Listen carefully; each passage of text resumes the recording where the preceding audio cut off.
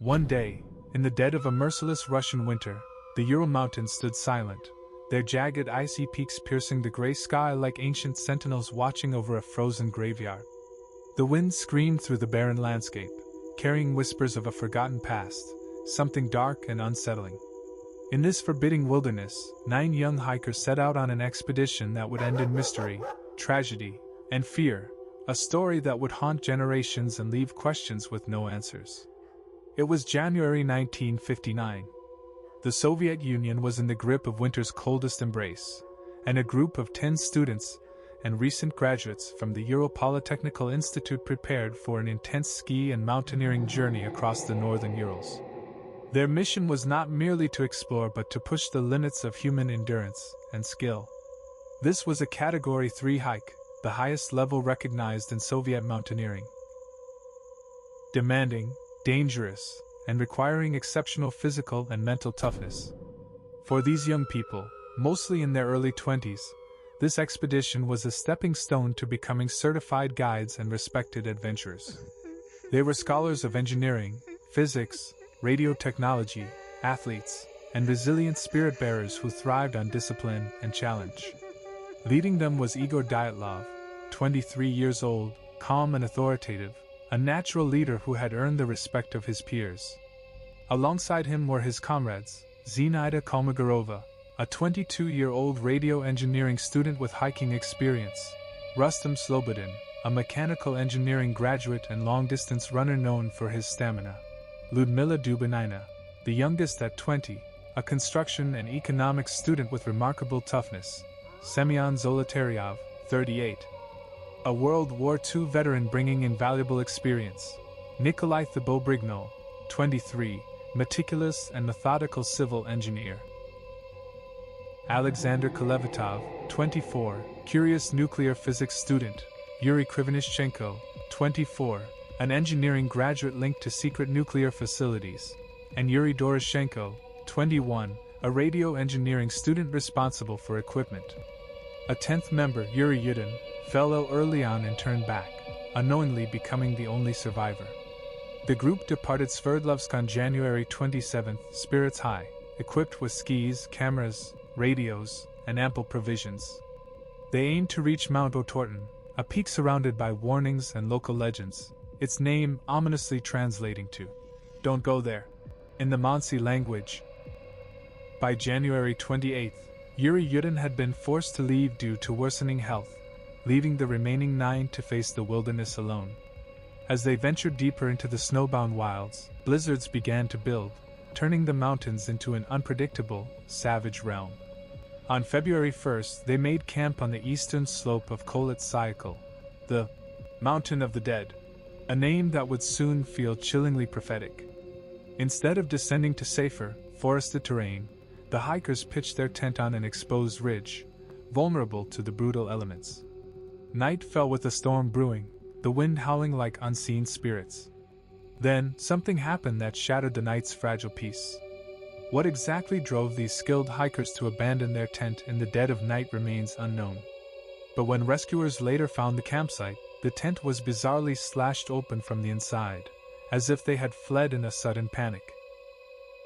Their belongings, including shoes, warm clothes, and food, were left behind, a baffling decision in temperatures that could kill within minutes. Outside, footprints showed that some fled barefoot or in socks, others with only one shoe, running into the darkness and snowstorm toward a nearby forest. Under a cedar tree a kilometer away, the first bodies were found, stripped of nearly all clothing, lying near the remnants of a small fire. Branches broken up to 5 meters high suggested someone had climbed, desperate to escape or seek help. Over the following weeks, more bodies were discovered scattered in strange places between the forest and the tent. Some showed signs of hypothermia, but others bore injuries so severe, crushed chests, fractured skulls, broken ribs, without external wounds that they baffled medical examiners. One victim had a missing tongue and eyes, others had twisted necks and radioactive traces on their clothes. Official Soviet investigators declared the cause of death an unknown compelling force, shutting down inquiries. Conspiracy theories flourished. Was it an avalanche? A secret military experiment gone wrong? A paranormal event?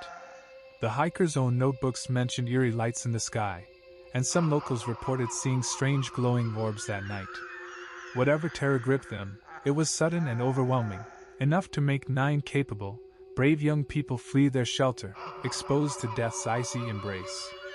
The Dyatlov Pass Incident remains one of the 20th century's greatest unsolved mysteries, a chilling reminder of how fragile human courage can be against the unknown forces of nature or something else lurking in the dark. One of the most haunting aspects of the Dyatlov Pass Incident is how no single explanation fully accounts for everything that happened to those 9 hikers in the Ural Mountains. Instead, the truth may lie in a complex interplay of natural forces, human reactions, and possibly secret military activity, each piece illuminating part of the puzzle but leaving other shadows unexplained. Most investigators and experts lean heavily on the avalanche theory to explain the initial events of that fatal night. It's plausible that a small, sudden avalanche, or a slab of unstable snow slid onto the slope where the hiker's tent was pitched. The avalanche could have caused the tent to collapse or made the hikers fear being buried alive, prompting them to cut their way out from inside, leaving behind essential gear like boots and coats in their rush to escape the crushing snow and cold. This would explain why some were found barefoot or inadequately dressed.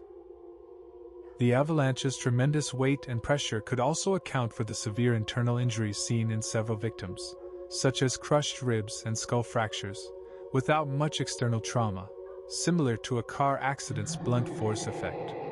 Yet, the avalanche alone doesn't clarify why the group scattered in different directions, rather than sticking together for warmth and safety, or why some injuries were so unusual, missing tongues and eyes, for example, which are difficult to attribute to snow pressure.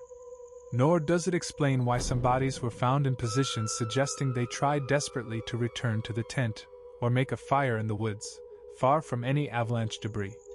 This is where katabatic winds and infrasound come into play. These fierce, gravity-driven winds rushing down the mountainside can create terrifying howls and low-frequency sound waves, known as infrasound. Human exposure to infrasound has been linked to panic, irrational fear, nausea, and even hallucinations. It's conceivable that such wind conditions created a near hallucinatory terror in the hikers, amplifying their fear and confusion after the avalanche or in its absence.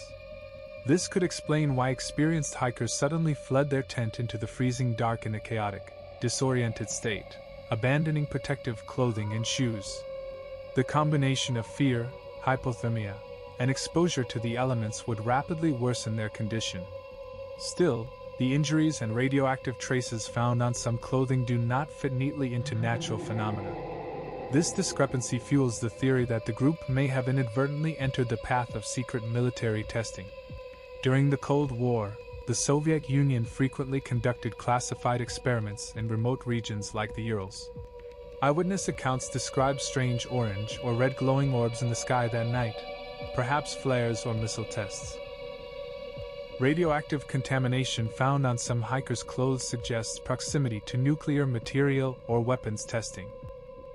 This might also explain the Soviet government's quick sealing of the investigation files and the area's restricted access for decades.